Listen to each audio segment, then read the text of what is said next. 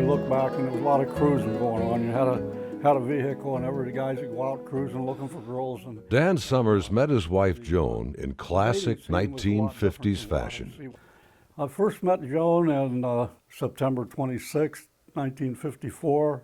One of my buddies there, we were sitting there in front of the restaurant in one of the cars. It was a drive-in restaurant that had the car hops back in those days. And I told my buddies, hey, I'm tired of just sitting here. I'm going to go get a date with that girl going right there.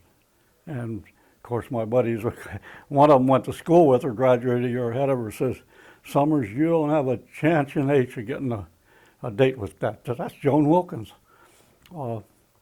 We ended up the next day. I had a date with her, and here it is 61 years later. Dan and Joan raised 4 children together, 2 boys and 2 girls, and enjoyed a wonderful life together until their 45th year of marriage, when life began to change. In the late 90s, I started noticing that she would kind of be a little confused sometimes, forgetful, and then talked to the doctor. She was having some various problems that the doctor says, well, this could be the start of Alzheimer's.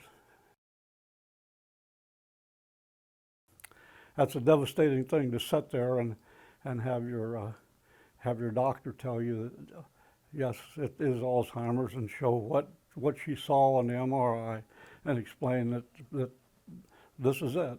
Dan's son, Daniel.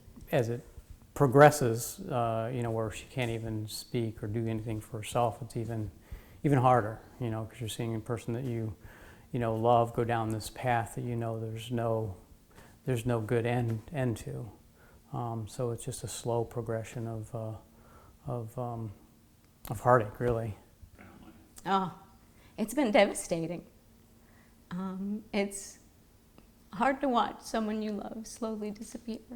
As daughter Kelly has watched her mom disappear, her dad has made other things in the home reappear. Most of the furnishings in here, and like the paintings and everything, it's like every time I walk through the door, it's like kind of taking a step back in time, because these are things that we grew up with and has been in our family, my whole life. And I think he put them up to try and promote the memories for her and to keep her in a place where she can, remember all the good. It's as much a heartbreak for the boys, too. This is Dan's son, Stephen. The initial shock, and then over time we, learn to deal with it, understand it, and to watch the progression of this disease and how hard it is on all the people. And how strong my father has been. Dan's daughter, Catherine. Alzheimer's is devastating for the family. She's totally taken care of.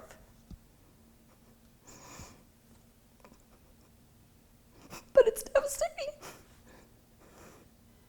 Yes, Joan is taken care of, but Dan and his children want to take care of others as well, other caregivers, and they want to do so by bringing attention to them and their needs.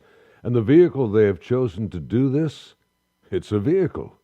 You see, Dan had this old Jag. I was sitting in the lobby of Gulf Coast Hospital here in Fort Myers, and I looked up and this vision was given to me of this Jaguar painted Alzheimer's purple with gold lettering, Alzheimer's awareness on the whole side of it. And it was a vision that was given to me by the Lord that says, and this is what to do with this thing. Having made its debut in the Edison Pageant of Light, the old XKE is now making a tour of Lee County hospitals. We caught up with the car and its creator at Gulf Coast Hospital. The vision I was given showed this car in this Alzheimer's purple with the gold lettering, Alzheimer's awareness, and all of the trim painted gold to represent the loss of those golden years. And here it is over a year later, and I can't describe how it is to see this car and the vision it was given me completed. Now it just has to get out and let people know just what Alzheimer's is, that it's not just raising funds for research and so forth because of the caregivers. The caregivers, it steals your golden years and robs you of finances and emotional. There's so much that the caregivers pay a tremendous price.